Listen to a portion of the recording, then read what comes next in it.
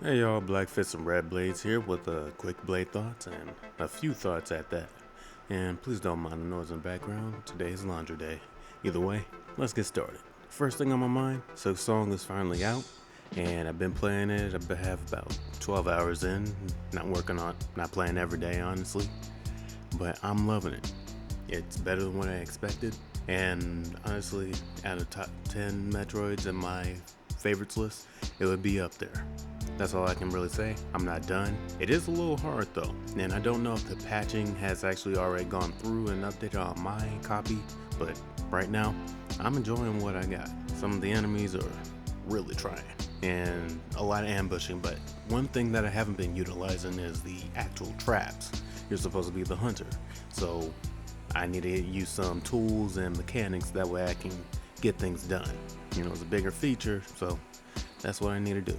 Either way, I wonder if this would ever get on Witch Ninja for Gaijin Goomba, because so far, there's not a lot of stealth, but there's a lot of weaponry. Maybe that just makes her more of a samurai. Either way, the next thought I have. Right now, I have a bigger concern about all the nonsense with Power World and Pokemon.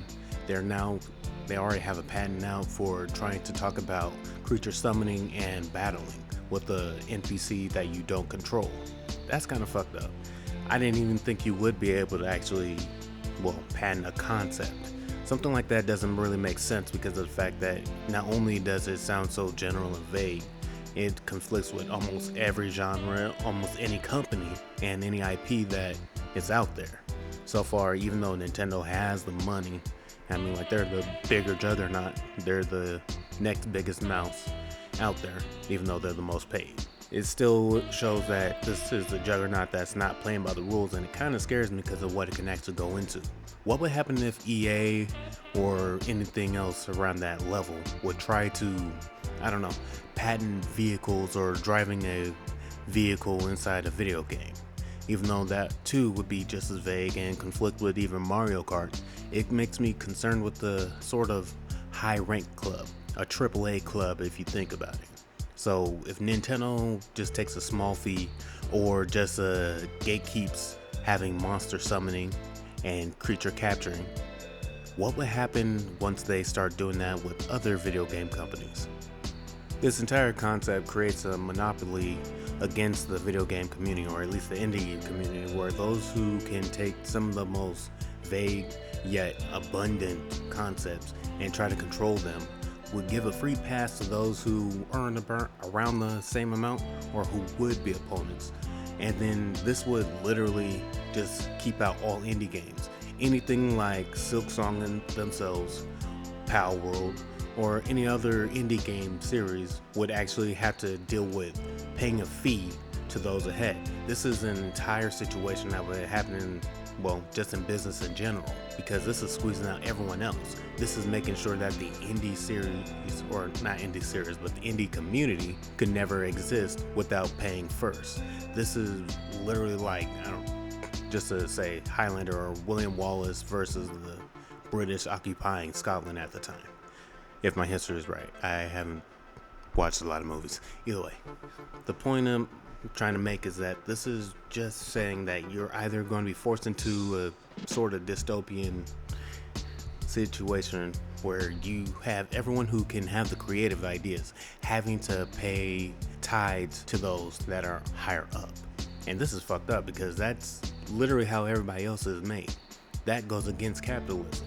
And hell, even Henry Ford said that you can't patent the idea of a vehicle because that goes against just the principle of it.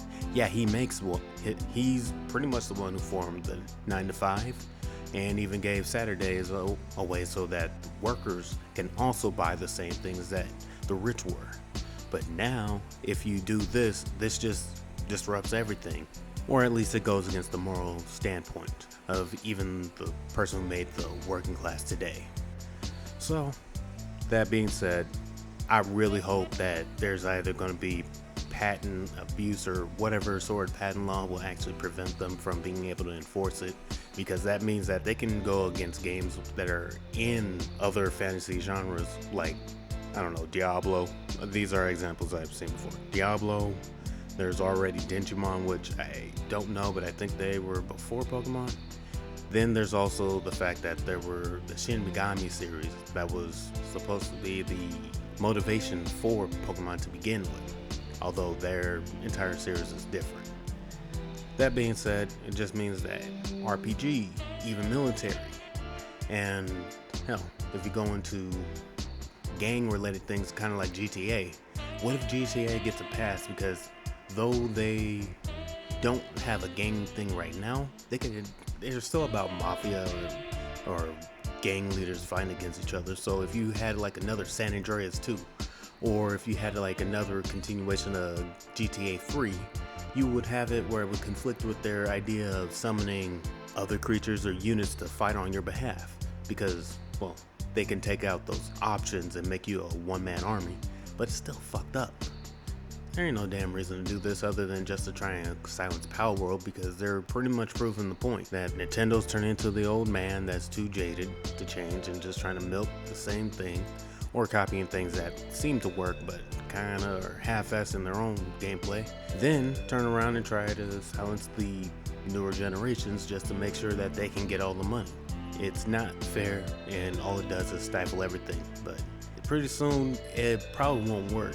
I don't know what other ways besides what if somebody just did free 99. If pirating wouldn't be pirating, it would just be handouts, I guess you could say, or free distribution. So indie games would just go around them, innovate, and then they'd have to do something like, I don't know, GoFundMe, where nobody has to worry about actually saying anything of, oh, but it's patent infringement. Hey, we didn't advertise it for it, and we didn't do anything to your bottom line. So at that point, there's going to be some sort of scapegoat. There's always a way around the rules. There's always something that they're trying to get their hands on that just makes being legit harder, not the actual job. And other than that, on a positive note, I'm still working on my comic books. So far, I got Blood Wolf Remake done as far as the first issue, and it's up on my website and on Topaz. Either way, this is Black Fist and Red Blade signing out, saying have a good one, y'all.